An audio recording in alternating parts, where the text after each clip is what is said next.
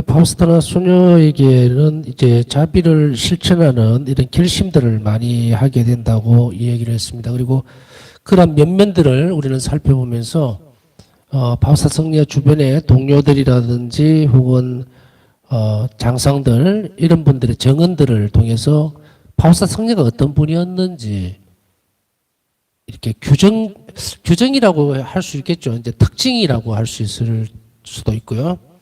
여하튼 그 바우스타 성녀를 떠올릴 때에 저분은 그냥 막연하게 자비로운 분이었다, 또 온유한 분이었다 이런 그런 것보다도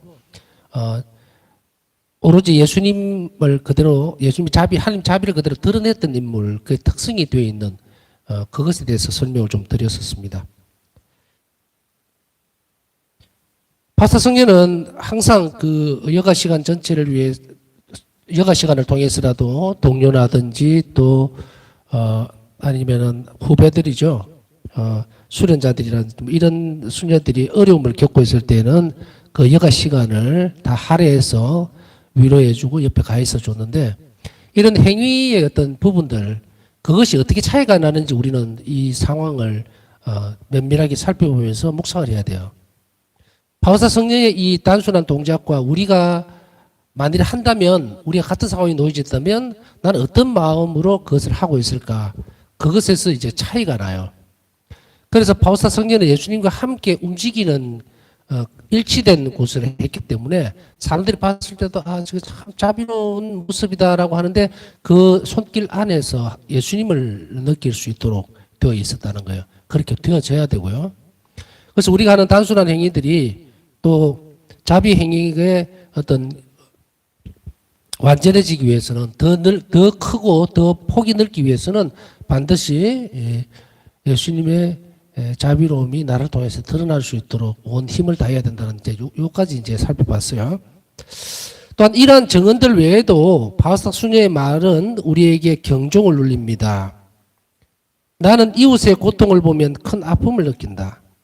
이 모든 고통이 내 마음에 반영된다. 나는 그들의 괴로움을 내 마음에 담는다. 그래서 이것이 나를 육체적으로 쇠약하게 만들기도 한다. 나는 이웃의 고통을 들어주기 위해 모든 아픔을 나에게 떨어뜨리고 싶다.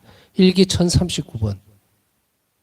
제가 이제 일기 몇 번 참고하세요. 또 일기 읽어드리는 대목들 있죠. 이런 것들은 잊어버리지 마시고 다음에 더 살펴보면서 그 대목들 일기를 함께 살펴보십시오. 그래야만 전체적인 윤곽이 잘 드러납니다. 묵상을 하거나 혹은 이 바우스타 성녀의 자비 학교에서 우리는 복습을 꼭 하셔야 돼요. 지금은 이제 여러분들이 강의를 들으면서 강의에 집중을 하지 묵상을 하지는 못하잖아요. 그렇기 때문에 이것은 그냥 후딱후딱 교과서 진도 빼듯이 그렇게 나가서는 안 됩니다. 저도 이렇게 자비 학교를 하다가도 의문이 생기면 다시 의탁이 학교로 돌아가서 그것을 다시금 살펴보기도 하고 또 일기의 참고적인 내용도 살펴보면서 이게 전체적으로 무슨 내용이었지라고 하는 것을 가지고서 다시 일기를 보고 이래서 계속 우리는 삶을 살아가면서 평생을 해야 됩니다. 그렇게 해서 자연스럽게 바우스타 성녀에게 당부하셨던 예수님 말씀이 내 안으로 녹아 들어가야 돼요. 그냥 한 번 보고 아이고 저것도 같은 제목이다. 또 한 번 더 봤네. 한 번 더 들었는데 그거 갖고 안 됩니다. 달달달달 정말 외울 정도로 가야 돼요. 그렇지 않으면 떠오르지를 않습니다. 어떤 궁핍한 상황에 놓이거나 또 어떤 사람과의 어떤 만남이 있죠. 그런 순간순간마다 이것이 녹아 들어가 있지 않으면 떠오르지를 않아요. 그래서 지나가고 나면 이런 대목이 있었던 것 같은데 이런 말씀을 했던 것 같은데 내가 이 행동을 하는 것보다는 예수님께서 이것이 분명히 더 낫다고 말씀하셨는데 이게 뒤에 온단 말이죠. 뒤에 오게 되면 어떻게 돼요? 효과적인 부분들이 없겠죠?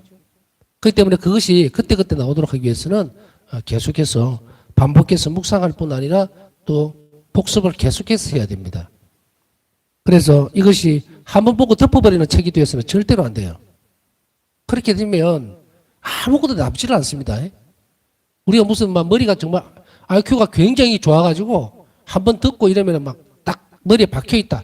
그래 한다 하더라도 마찬가지예요. 머리가 좋아서 그것을 다 외운다고 하는 그런 의미를 이야기하는 게 아니에요.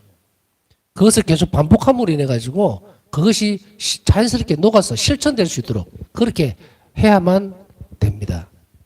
그러니 이것은 우리가 걸어가는 이 길에 있어서는 빨리 가야 될 이유도 없고 또 머뭇거리면서 가야 될 이유도 없어요. 그냥 물 흐르듯이 쭉 가면서 계속 반복해서 그 삶을 살도록 노력해야 됩니다. 만약 1번을 잘 하지 못하면 2번으로 넘어가면 안 돼요. 1번도 못하면서 2번을 자꾸 건드려버리면 1번도 무너져 버리고 2번도 못하고 그러죠. 그러니까 나에게 가장 적합하고 이건 내가 익숙해져 있는 그런 부분들, 이것이 나를 잘 다듬어 놓는 그런 부분들까지 될 때까지 노력을 해야 된다는 이야기입니다. 그래서 우리는 한번 되짚어 볼 필요가 있습니다. 왜 바우스타 성령이 이 고백을 하고 있을까? 나는 이웃의 고통을 보면 큰 아픔을 느낀다. 그런데 여기에서 정말로 이웃의 아픔을 느끼는 사람들이 있을 수 있어요.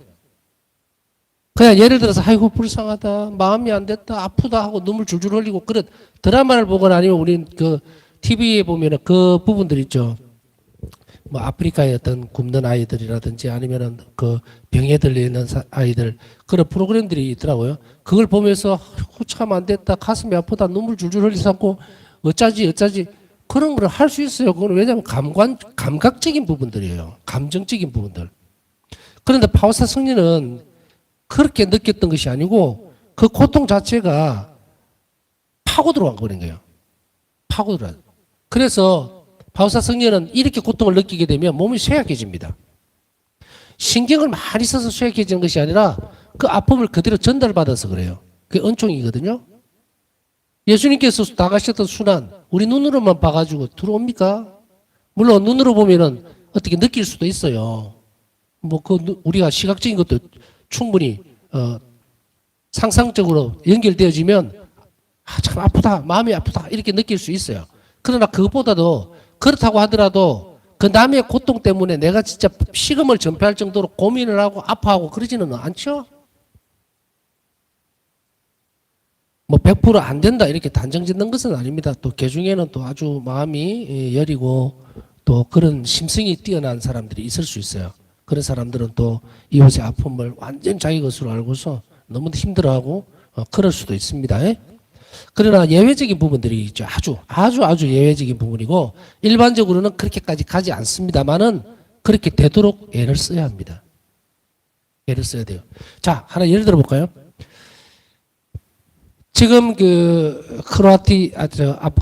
아프가니스탄이라든지 아니면은 지금 전쟁 상황이 되고 있는 그런 우크라이나라든지 이런 데에 우리가 소식 듣고 이러면 아이고 참 안 됐다, 큰일 났다, 어떡하지? 뉴스들 보면 알겠죠, 그죠? 러시아군이 나가고 난 뒤에 그 다음에 사람들이 나와 보니까 막 길거리에 전신에 학살당한 사람들 그렇게 널려 있고 시신들이 그걸 보면서 도대체가 안 됐다, 정말 참 내가 저 사람들을 위해서 무엇을 할 수 있을까? 기도라도 한번 해야지. 그렇게 하지만 대부분은 그냥 아이고 묵주기도 좀 바쳐야 되겠다 이렇게 할 수도 있겠죠. 그러나 그 이상의 것은 하지 않습니다. 솔직히 이야기하면 또 잊어버려요. 그 아픔 가운데 깊이 들어가지는 않죠. 그것이 차이예요. 바우스타 성리는 이웃의 아픔, 말 그대로 이웃의 아픔이었어요. 오늘날의 우리들의 이웃은 누굽니까? 고통받고 힘들어하는 내가 알 수 있는 영역에 들어와 있는 사람들이 내 이웃이에요. 내 이웃이에요. 거리적으로 가깝다고 해서 내 이웃이고 멀리 떨어져 있다고 해서 내 이웃이 아닌 거 아니죠, 요즘은. 아무리 가까이 단물 하나 사이에 두고 옆에 있어도 교류가 없고 아무것도 없으면 내 이웃이 아니에요. 그냥 거리만으로만 이웃이라고 하는 거예요. 내 이웃이라고 하는 것은 예수님께서 우리에게 뭐라 말씀하셨나? 내 이웃을 님같이 사랑하라 했을 때 내 이웃은 누군가? 내 도움을 필요로 하는 사람. 내 영역 안에 들어와 있는 사람들을 이야기하겠죠. 그렇기 때문에 우리가 요즘은 이런 미디어라든지 이런 것들이 발달해 있다 보니까 인터넷도 발달해 있고 이러다 보니까 사실 우크라이나에 있는 그 현장에 있는 것들을 우리는 막 뉴스를 통해서 적시적이 보잖아요. 내가 보고 들을 수 있다면 그게 내 이웃인 거예요. 그런데 거기에 대해서 우리는 무엇을 할 수 있을까? 고민 안 합니다. 아, 어디에 무슨 뭐 물질적으로 좀 도와줄 때가 있는가? 혹시 나는 그런 방법도 없고 그런 거 알지도 못해. 그러면은 뭘 할 수 있을까? 아, 사손시기니까 내가 한 끼 굶는 것으로 그 아픔을 봉헌을 할까? 이렇게 발전이 되어 가야 돼요. 그렇지 않고서 앉아가지고 막 정말 푸념하듯이 예, 그렇게 하면은 아무 도움이 안 됩니다. 도움이 안 돼요. 일의 성과는 일의 결과물을 떠나서 한 것은 돼요. 한 것. 아, 나 이러이러한 일을 했으라고는 됩니다. 그러나 그거 한 것에 대한 결과물은 안 나올 수도 있단 말이에요. 왜? 바울사성리는 진정으로 참으로 당신이 고통을 겪을 만큼 아파하면서 주님께 그것을 봉헌했기 때문에 그것이 자비로운 행위가 된다는 이야기예요. 그런데 우리는 아무것도 안 하면서 그냥 뭐 내가 편하게 할 수 있는 뭐 자비기도나 묵주기도 바치는 그거 정도로 끝을 낸다? 최선을 다하려고는 해줘야 되죠. 내가 어쩔 수 없는 상황은 어쩔 수 없어요. 내가 뭐 손댈 수 없는 부분들까지 연결까지 얘기하는 건 아닙니다. 그러나 우리가 할 수 있는 그 일들이 더 많이 있을 텐데 그 중에서 나는 가장 가벼운 것, 가장 쉬운 것을 선택하면서 나는 그것을 하고 있다고 착각해서는 안 된다는 이야기예요. 바울사 성령의 모습을 보십시오. 자, 가난한 사람이 찾아왔을 때에 지난번에도 말씀드렸죠. 수년 살림이 넉넉하지 않기 때문에 여유분으로 뭐 빵이라든지 스프라든지 이런 것들, 국종류라든지 이런 것들을 많이 예비해 놓고 있지 않습니다. 예비해 놓고 있지 않아요. 그럼에도 불구하고 그 사실을 바울사 성령이 알고 있었어요. 알고 있지만 바울사 성령의 자비로운 태도를 잘 보라는 이야기예요. 뭔가를 부딪혔을 때에 정말 우리가 기도든 아니면 내 희생이든 뭔가를 통해서 도와줘야 될 그런 모습이 분명히 드러났다면 그것이 전쟁이든 기아든 아니면 어떤 다른 이유로 고통을 받는 사람이든 그 대상이 나에게 드러났다면 나는 최선을 다하고 있는 것인가? 예수님이 그것을 위해서 최선을 다하고 있는데 나는 뭘 하고 있느냐도 한번 살펴봐야 된다는 이야기죠. 자, 바울사 성령이 어떻게 했습니까? 가난한 사람들 자꾸 밀려오죠. 배고픈 사람들. 그러나 바울사 성령은 넉놓고 있지 않았어요. 아, 부엌에 가면 아무것도 없다고 하는 사실을 짐작할 수는 있습니다. 그러나 바울사 성령의 내면적인 모습에서는 그 사람들에게 정말 따뜻한 말과 따뜻한 물이라도 한 잔 주어서 보내야 되겠다는 생각이 분명했다. 예수님이 그걸 바라실 거다는 거예요. 그래서 바울사 성령은 어떤 누구도 굶어서 떠나는 일이 없도록 최선을 다했다. 그래서 부엌에 가서 이제 막 뒤집니다. 그때 당시에 이렇게 대접할 수 있는 내용이라는 게, 그 음식이라는 거는 별거 없어요. 수프 한 그릇에 빵 쪼가리를 이렇게 뜯어서 넣어서 불려가지고 먹는 그걸 대접을 한 거예요. 그것도 많지는 않았어요. 그렇지만 바울사 성령은 혼신을 다한 거예요. 우리가 배워야 할 것은 바로 이 부분입니다. 내가 이웃의 아픔에 대해서 진정으로 아프다면 나도 아파야 한다. 그렇게 하지 못하고 있다면 나는 지금 잘못하고 있는 거예요. 건성건성하고 있다는 이 말입니다. 자아적인 부분들이 돌아와야 돼요. 이렇게 지적을 해주는 이유는 뭐냐면 그렇게 아픔을 느낄 때까지 들어가지 않으면 예수님은 그 밑에 계신다고. 우리 영혼의 그 내면적인 부분 안에 들어가 있는데 위에 표면적인 것들만 치장을 해버리면 그 안에 들어가 있는 예수님의 참된 마음은 예수님의 성심을 알 수가 없어요. 예수님을 알지 못한다. 외관상으로 드러나는 우리 자비 행위들이 영적 성장, 쉽게 얘기하면 우리 영성의 발전에 있어서 대단히 중요함에도 불구하고 그것을 다 놓쳐버리고 파묻어버리면서 그래도 나는 신앙생활을 하고 있다. 나는 자비를 실천하고 있다. 착각할까 싶어서 지금 분명하게 얘기를 해주는 거예요. 내 마음이 가지 않고 그 이웃의 아픔이 내 아픔이 되지 않는다면 그건 참으로 자비로운 행위가 절대로 될 수 없습니다. 내가 최선을 다하고 있는 것인가? 잘 살펴봐야 됩니다. 그것은 바로 바울사 성령 행위에서 분명하게 드러나고 있죠. 얼마나 아팠으면 당신이 고통으로 쇠약해질 정도로 그 아픔을 받아들였는가. 그러면 보면은 객관적으로 보면 아이고 저렇게까지 해야 하나 하는 생각이 들 때도 어떤 때는 있을 수도 있어요. 그 사람 아픔을 내가 저렇게 해야 하나? 글쎄요. 정답은 해야 합니다. 예수님과 하나가 되고 살려면 그래 해야 돼요. 다른 이유는 아무것도 없습니다. 나는 안 해도 되지 않을까? 그러면 우리는 예수님하고 안 살고 싶다는 이야기예요. 솔직히 얘기하면. 내가 바우사 성녀와 똑같이 살고 싶지 않다면, 그렇다면 예수님을 떠나겠다는 이야기예요. 예수님과 적당하게 거리를 두고 사는 것, 그 천국에는 없어요. 천국은요, 예수님 안에 들어가서 우리가 살아야 돼요. 그런데 나는 적당하게 거리를 두면서 나는 그렇게 안 하고 싶어, 나는 그렇게 할 수도 없어 하고 한 발 물러난다면 예수님 안의 삶이 아니고 예수님 바깥의 삶이 되겠죠?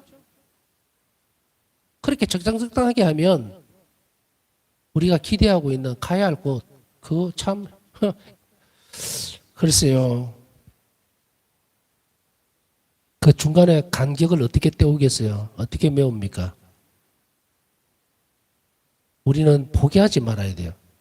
때로는 힘이 없어서 주님 저는 그까지 갈 힘은 참 없습니다. 그러나 도와주세요. 그렇게 해야 됩니다. 저는 바우사 성제처럼 살지 못합니다. 지금은. 그러나 언젠가는 그렇게 살게 해달라고 해야 해요. 나는 바우사 성제처럼 그렇게 저렇게 살지 못하니까 나는 막 이대로 그냥 살다 죽고를 놔두세요. 그러면서도 속에서는 천국을 바라고 정말 하나님 아버지 저와 저를 돌봐주세요. 예수님 자비를 베풀어 주십시오. 그렇게 할 수 있을까 과연? 그게 천국인가? 아닐 거예요. 예수님과 일치되는 삶이 그건가요? 아니죠.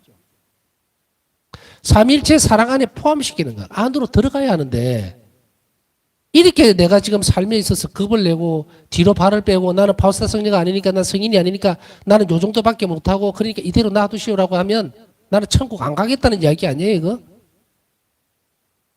나는 예수님을 사랑하지 않겠다는 이야기가 될 수도 있고.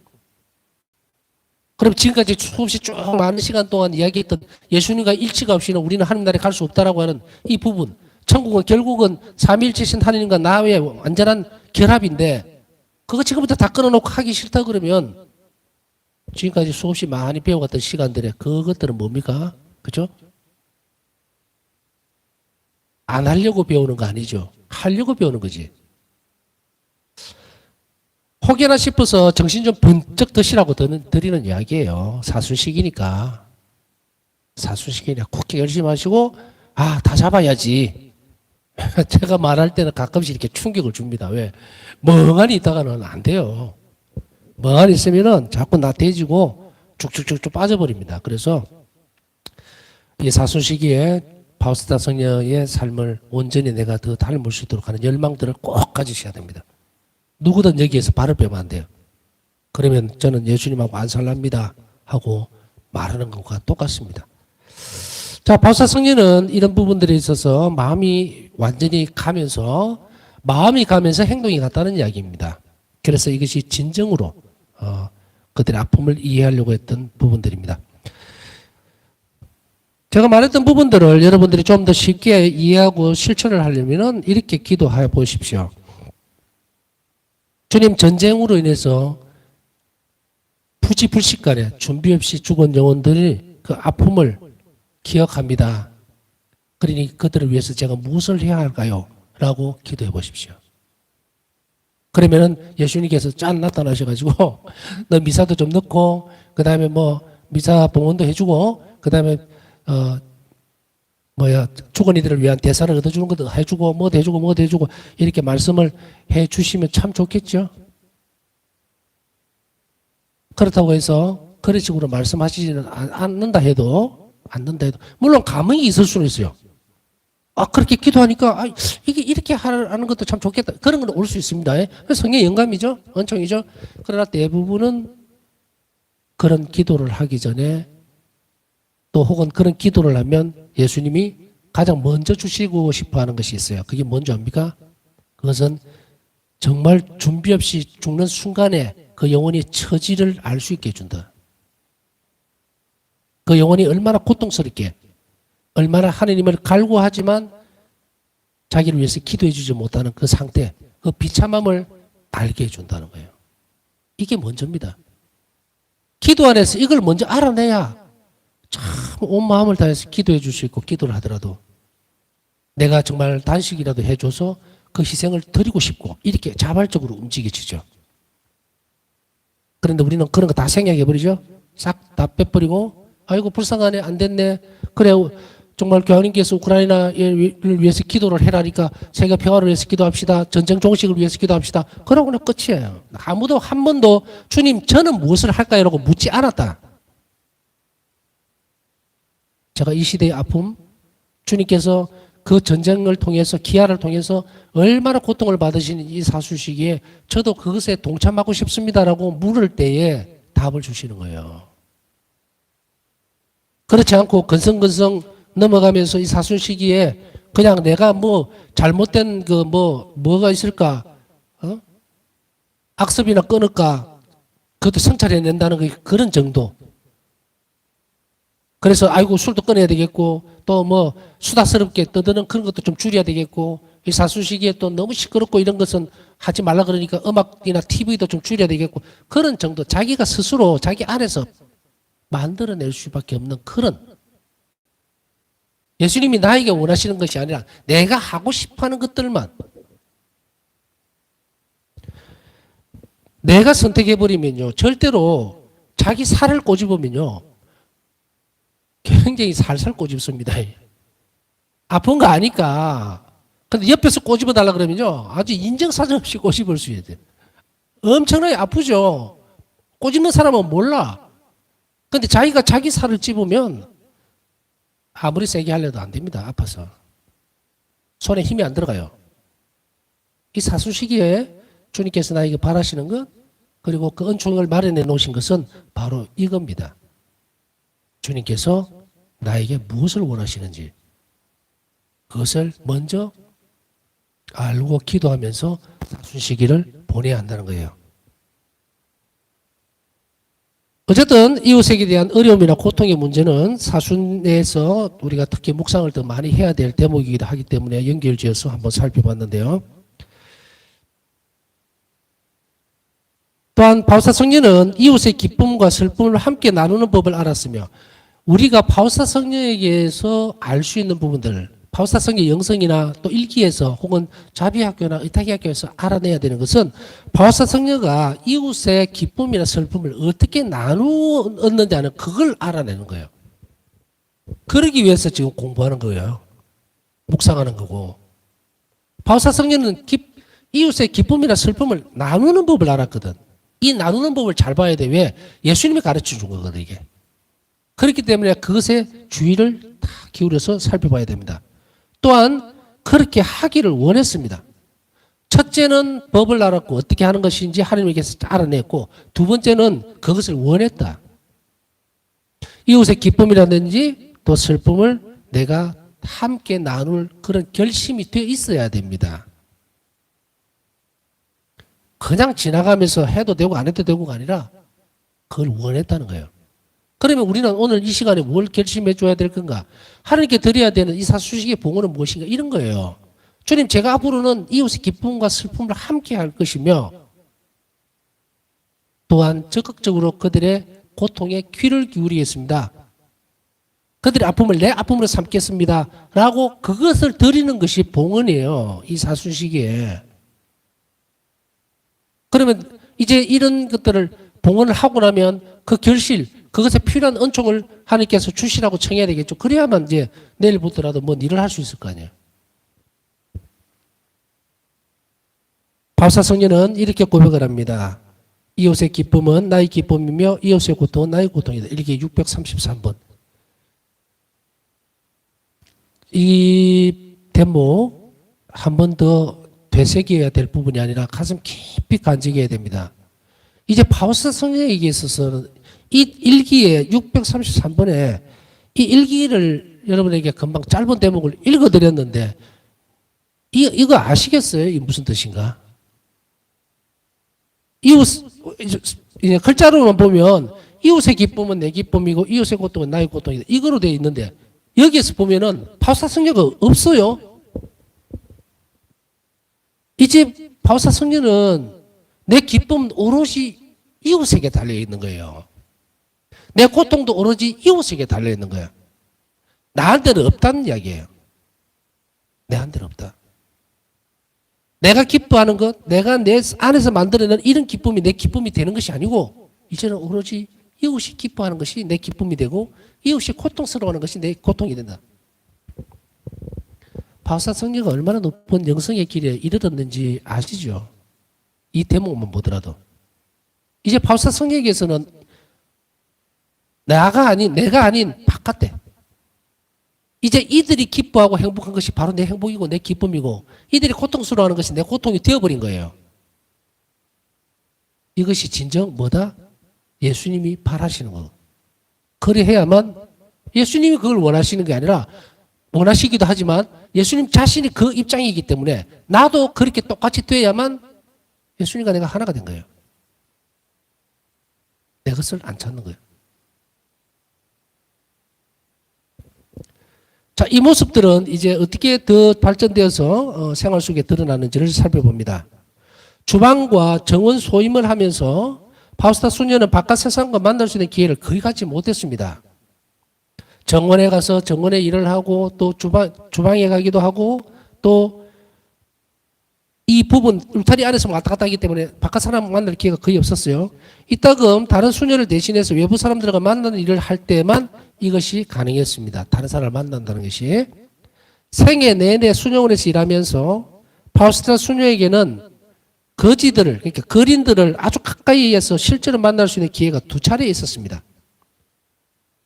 참 요즘은 거지다, 거린이다 이런 말을 쓰기가 참 애매합니다. 뭐 노숙자가 대세적인 어떤 부분으로 될는지 그건 잘 모르겠지만 일단은 옛날에도 이제 우리 보면 거지들이라고 해서 아시죠? 그죠? 더 이상 말 안 해도 거린들 혹은 거지들 이렇게 표현했던 남에게서 다른 사람에게 구걸을 해서 먹던 그런 사람들을 이야기하는데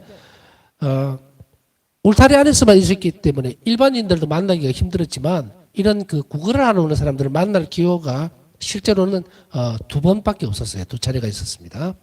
첫 번째 경우는 1931년에서 1932년 그녀가 플럭에서 빵을 판매하는 소임을 할 때였습니다. 플럭은 우리가 잘 알다시피 자비 예수님께서 당신 자신을 상분을 거리라고 했던 발행하셨던 바로 그 수녀원이죠. 그 플럭에서 빵을 이제 판매해서 수익금을 내야 먹고 사니까 그 소임을 할 텐데 다른 수녀가 증언한 다음에 짧은 말은 바우스타 수녀가 사람들을 대했던 태도를 알게 해줍니다. 빵집에서 일하는 동안 바우스타 수녀는 모든 사람을 친절하고 따뜻하게 대하는 수녀로서 손님들 모두의 사랑을 한 몸에 받았다고 나는 들었다. 자, 이것이 무슨 그 증언인가? 바우스타 성녀에게 있어서는 모든 사람들에게 혼신을 다해서 사랑을 가지고 대했고 이런 태도들이 친절하고 따뜻하게 이렇게 대했기 때문에 많은 사람들에게 칭송을 받는다. 사랑을 받았다 그랬어요. 모든 사랑을. 그러면 여기에서 드러나는 그 중간에 괄호를 치는 부분이 있어요. 뭐냐? 이 바우스타 성녀의 온유하고 따뜻한 사랑을 체험했던 사람들은 당연히 그것을 떠나면서 무엇을 느낍니까? 하나님께 감사드리고 찬미를 드리겠죠. 왜? 수도자들은 하나님의 사람이잖아요. 그러니 수도자의 그 모습 속에서 묻어나고 드러난 것은 예수님이었거든.